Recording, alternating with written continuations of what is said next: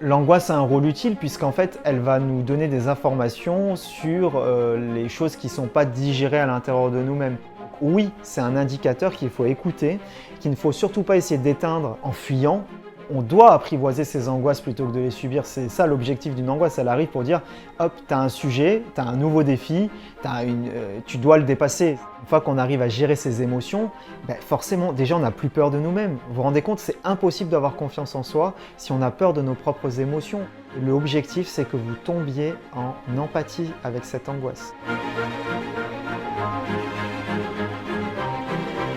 Le corps, il ment jamais, donc les émotions ne mentent pas. Le mental peut mentir et s'inventer quelque chose. Le corps, s'il a une angoisse, c'est que c'est pas un bug. Je sais que ça a l'air l'inverse. On se dit toujours, punaise, si j'angoisse, c'est un bug. Pourquoi j'angoisse? Il n'y a pas de raison d'angoisser. Je sais très bien que ces gens-là ne vont pas me faire du mal. Pourtant, j'ai une angoisse, j'ai une phobie, je suis stressé. Je sais très bien sur le papier dans ma tête que je vais pas avoir un accident de la route, mais j'angoisse de prendre le véhicule, la voiture, voilà. S'il y a cette trace-là, au fond de nous, qui a l'angoisse, c'est déjà que elle est réelle. C'est qu'il y a une part de nous qui, quand on est dans cette situation-là, ça éveille une peur. Maintenant, en vrai, souvent, c'est pas la peur du véhicule, surtout si c'est quelqu'un qui n'a pas eu d'accident, c'est pas la peur de parler en public, surtout si c'est quelqu'un qui finalement ne s'est jamais retrouvé humilié en public, mais ça va toucher à une symbolique en fait. Et cette symbolique, visiblement, si elle l'angoisse, c'est qu'elle est réelle.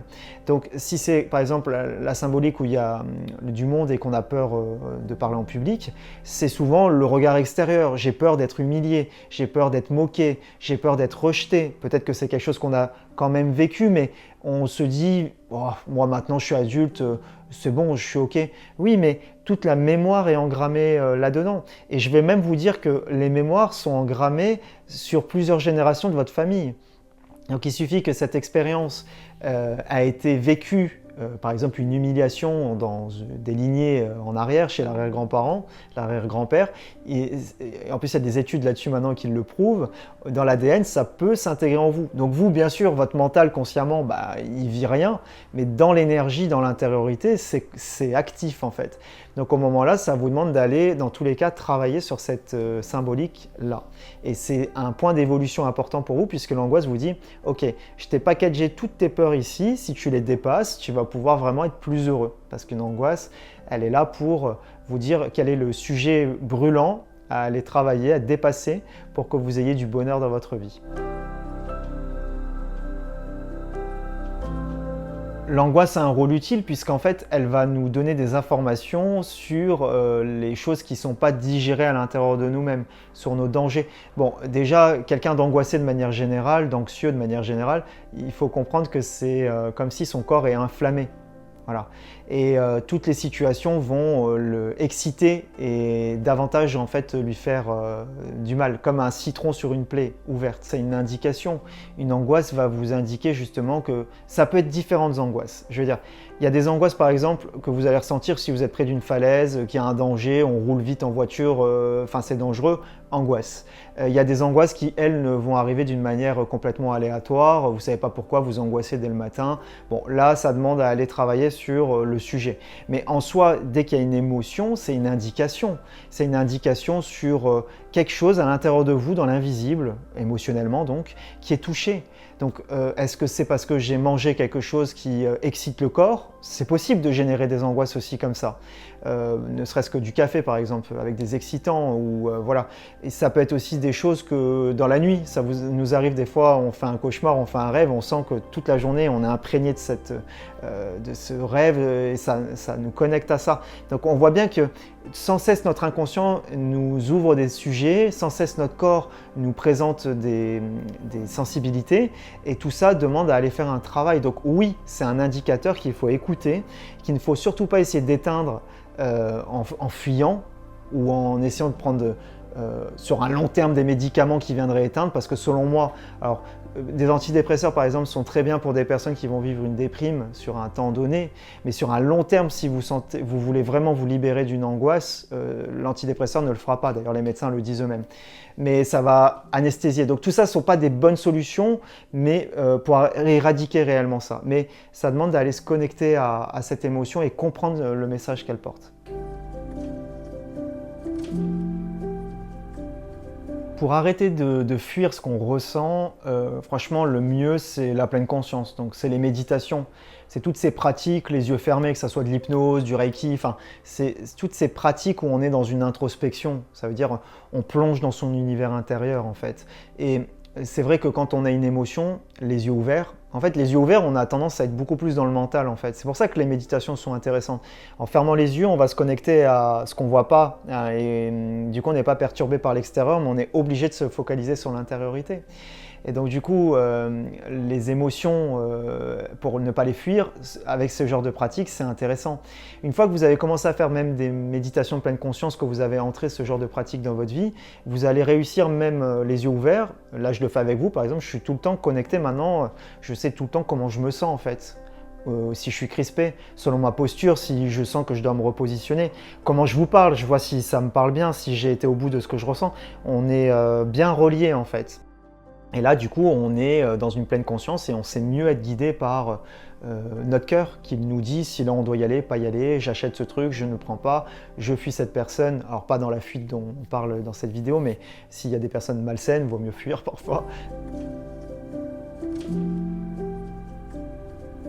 Bah oui, c'est le principe, on doit apprivoiser ses angoisses plutôt que de les subir. C'est ça l'objectif d'une angoisse, elle arrive pour dire, hop, tu as un sujet, tu as un nouveau défi, tu dois le dépasser. C'est nous, c'est notre mental qui s'en fait un monde en fait et qui se dit, ouah, c'est insurmontable, j'y arriverai pas, mais qu'est-ce qui se passe?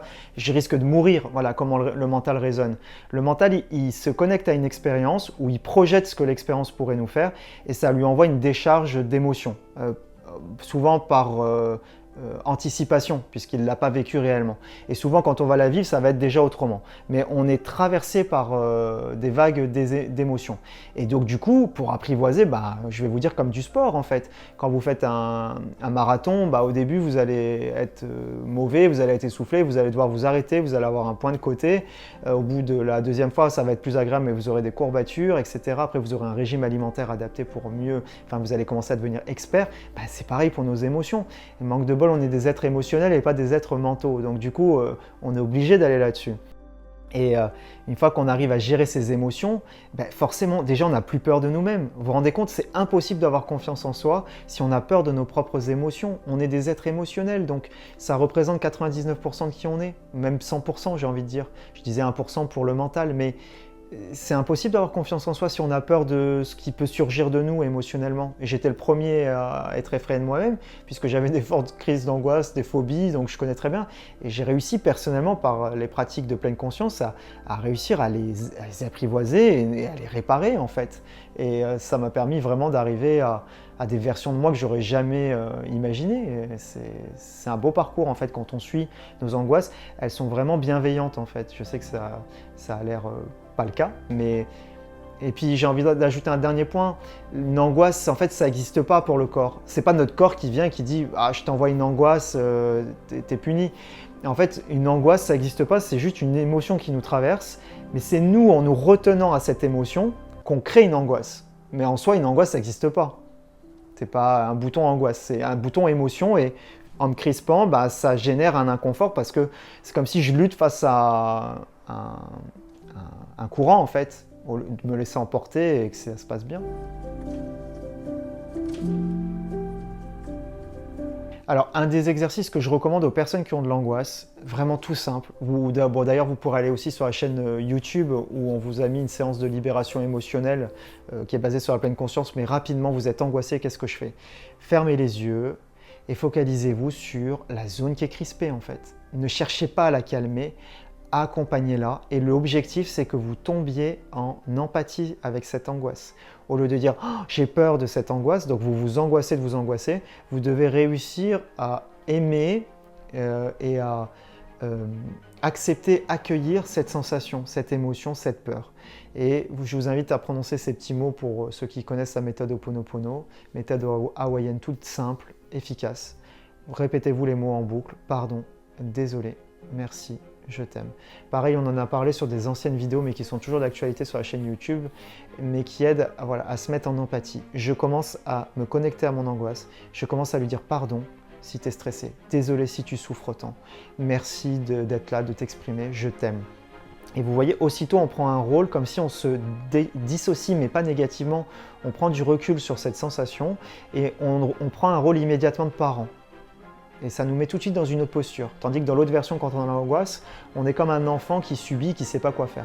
Là, hop, on prend ce rôle de grand frère ou de parent et on apaise. Et vous verrez, faites-le 5 minutes, vous verrez à quel point c'est magique.